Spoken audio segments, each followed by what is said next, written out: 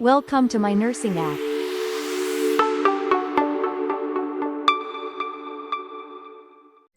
નમસ્કાર વિદ્યાર્થી મિત્રો, માય નર્સિંગ એપની વિડીયો સિરીઝમાં આપનું સ્વાગત છે. આજનો ટોપિક છે બ્લડ ટ્રાન્સફ્યુઝન સેટ એટલે કે બીટી સેટ. આ વિડીયો સિરીઝમાં અમોએ ખૂબ જ ડિટેલમાં માહિતી આપી સમજાવવાનો પ્રયત્ન કર્યો છે, તો વિડીયો અંત સુધી જોવા વિનંતી છે. તો આ બ્લડ ટ્રાન્સફ્યુઝન સેટને તમે વાઇવા ટેબલ ઉપર કઈ રીતે એક્સપ્લેન કરી શકો તેના વિશે થોડીક માહિતી પ્રોવાઈડ કરીશ. તો સૌથી પહેલાં આપણે જોઈશું બ્લડ ટ્રાન્સફ્યુઝન સેટનું ઇન્ટ્રોડક્શન. તો ઇન્ટ્રોડક્શનમાં આપણે જોઈએ તો આ જે બ્લડ ટ્રાન્સફ્યુઝન સેટ છે કે જે તમે જોઈ શકો છો, આ જે બ્લડ ટ્રાન્સફ્યુઝન સેટ છે તેને બ્લડ એડમિનિસ્ટ્રેશન સેટ પણ કહેવામાં આવે છે.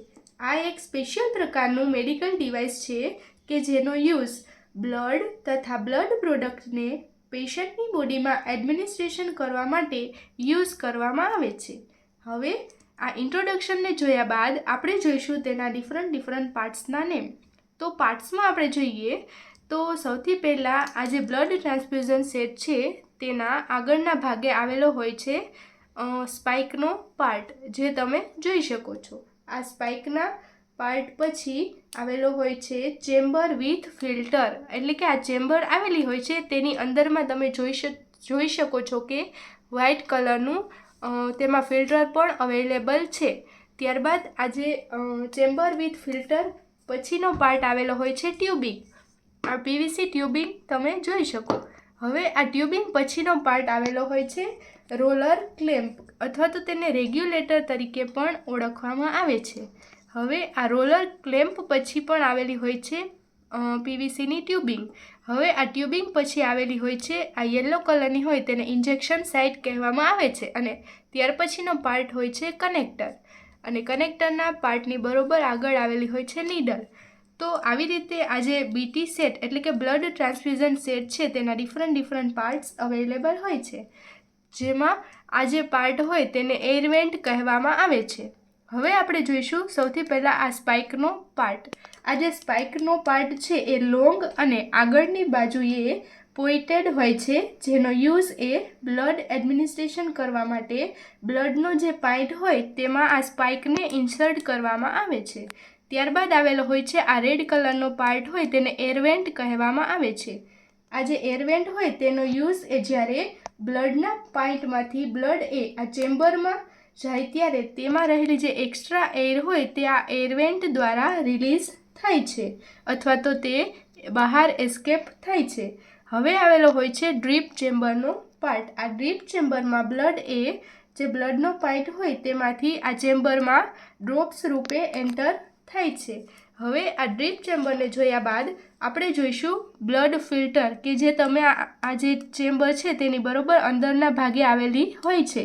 આ જે બ્લડ ફિલ્ટર હોય એ જ્યારે બ્લડના પાઇન્ટમાંથી બ્લડ એ ચેમ્બરમાં આવે ત્યારે જો બ્લડમાં કોઈ પણ પાર્ટિકલ્સ રહેલા હોય તો તેમાં ફિલ્ટર થાય છે. ત્યારબાદ આવેલી હોય છે આ પીવીસી ટ્યુબિંગ. આ પીવીસી ટ્યુબિંગ છે એ પ્લાસ્ટિકની ટ્યુબ હોય છે, જે આ જે ચેમ્બરમાંથી કનેક્ટર સુધી બ્લડને પહોંચાડવા માટેનું વર્ક કરે છે. ત્યારબાદ આ પીવીસી ટ્યુબિંગ પછી આવેલો હોય છે આ રોલર ક્લેમ્પ, અથવા તો તેને રેગ્યુલેટર પણ કહેવામાં આવે છે. આ રોલર ક્લેમ્પ એ આવી રીતે રોલ કરી શકાય, તેના દ્વારા જે બ્લડ ફ્લો હોય તેને જરૂરિયાત પ્રમાણે સ્લો તથા ફાસ્ટ કરવા માટે તેનો યુઝ કરવામાં આવે છે. ત્યારબાદ આવેલી હોય છે ઇન્જેક્શન સાઇટ. તો આ ઇન્જેક્શન સાઇટ હોય તેમાં ઇન્જેક્શન સાઇટ હોય તે બ્લડને કનેક્ટર સુધી પહોંચાડવા માટેનું વર્ક કરે છે. ત્યારબાદ આવેલો હોય છે આ કનેક્ટરનો પાર્ટ. આ કનેક્ટર એ એવો પાર્ટ છે કે જે બ્લડ હોય તેને પેશન્ટની બોડીમાં એડમિનિસ્ટ્રેશન કરવા માટે વર્ક કરે છે. હવે આ જે કનેક્ટરનો પાર્ટ હોય તેની બરોબર આગળના ભાગે આવેલી હોય છે નીડલ. આ નીડલ હોય એ કેપ દ્વારા કવર થયેલી હોય છે, જે તમે જોઈ શકો છો. આ નીડલ એ કેપ દ્વારા કવર થયેલી હોય છે. આ જે બ્લડ ટ્રાન્સફ્યુઝન સેટ હોય તેનો જીટીટી ફેક્ટર એ 10 થી 20 જીટીટી પર ml એટલે કે ડ્રોપ્સ ફેક્ટર હોય છે. હવે આ જે બીટી સેટ છે તેના ડિફરન્ટ પાર્ટ્સ આપણે જોયા. તેમાં સૌથી પહેલું જોયું સ્પાઇક, ત્યારબાદ જોઈ એરવેન્ટ. આ એરવેન્ટને જોયા બાદ જોઈ ડ્રીપ ચેમ્બર, અને ડ્રીપ ચેમ્બરની બરોબર અંદર આવેલી હોય છે બ્લડ ફિલ્ટર. બ્લડ ફિલ્ટર પછી આવેલી હોય છે પીવીસી ટ્યુબિંગ, અને આ પીવીસી ટ્યુબિંગ પછી આવેલો હોય છે રોલર ક્લેમ્પ અથવા તો તેને રેગ્યુલેટર પણ કહેવામાં આવે છે. આ રેગ્યુલેટર પછીનો પાર્ટ આવેલો હોય છે ફરી પાછો પીવીસી ટ્યુબિંગ, અને ત્યારબાદ પીવીસી ટ્યુબિંગ એ આ ઇન્જેક્શન સાઇટ, આ યલો કલરની ઇન્જેક્શન સાઇટ સાથે કનેક્ટ થાય છે. આ ઇન્જેક્શન સાઇટ પછીનો પાર્ટ આવેલો હોય છે કનેક્ટર, અને કનેક્ટરની બરોબર આગળના ભાગે આવેલી હોય છે નીડલ.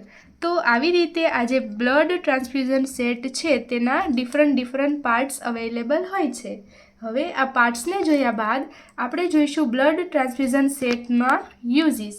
તો યુઝીસમાં જોઈએ તો આ બ્લડ ટ્રાન્સફ્યુઝન સેટ છે તેનો મેઇન યુઝ એ બ્લડ ટ્રાન્સફ્યુઝન માટે થાય છે. આ બ્લડ ટ્રાન્સફ્યુઝન સેટનો જે પ્રાઇમરી પર્પઝ હોય એ બ્લડના પાઇન્ટમાંથી પેશન્ટના બ્લડ ફ્લોમાં પેક્ડ રેડ બ્લડ સેલ, ત્યારબાદ જોઈએ તો પ્લેટલેટ્સ, અને ત્યારબાદ જોઈએ તો પ્લાઝમા તથા વોલ બ્લડને અથવા તો બ્લડ પ્રોડક્ટને સેફલી રીતે પેશન્ટની બોડીમાં એડમિનિસ્ટ્રેશન કરવા માટે આ જે બ્લડ ટ્રાન્સફ્યુઝન સેટ છે તેનો યુઝ કરવામાં આવે છે. ત્યારબાદ જોઈએ તો એમરજન્સી સિચ્યુએશનમાં, એટલે કે એમરજન્સી સિચ્યુએશનમાં જેમ કે ટ્રોમા તથા સિવિયર બ્લીડિંગ તથા એક્સિડન્ટમાં પેશન્ટને સ્ટેબિલાઇઝ કરવા માટે બ્લડ પ્રોડક્ટને ઇમિડિયેટલી પ્રોવાઈડ કરવા માટે બ્લડ ટ્રાન્સફ્યુઝન સેટનો યુઝ કરવામાં આવે છે. ત્યારબાદ જોઈએ તો થેરાપ્યુટિક પર્પઝ.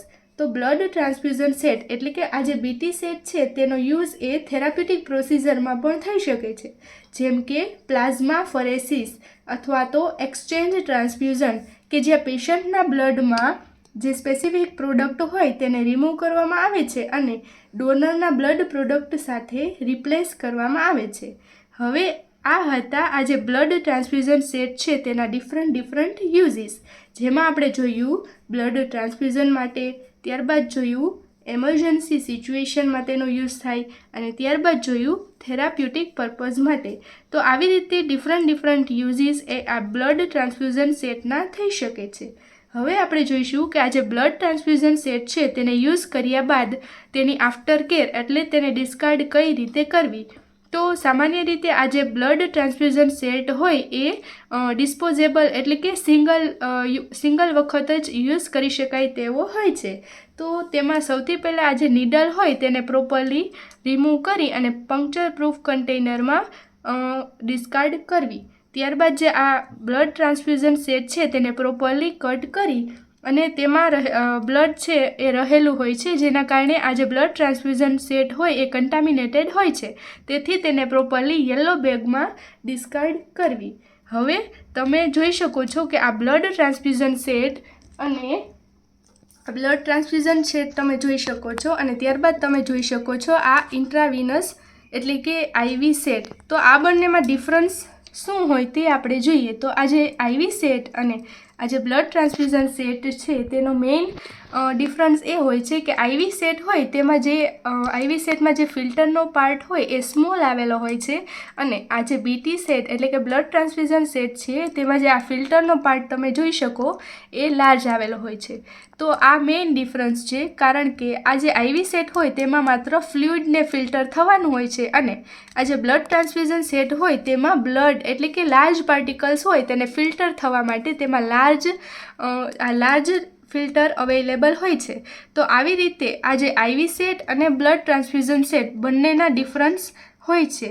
તો આવી રીતે તમે આ બ્લડ ટ્રાન્સફ્યુઝન સેટને વાઇવા ટેબલ ઉપર એક્સપ્લેન કરી શકો છો. Thank you.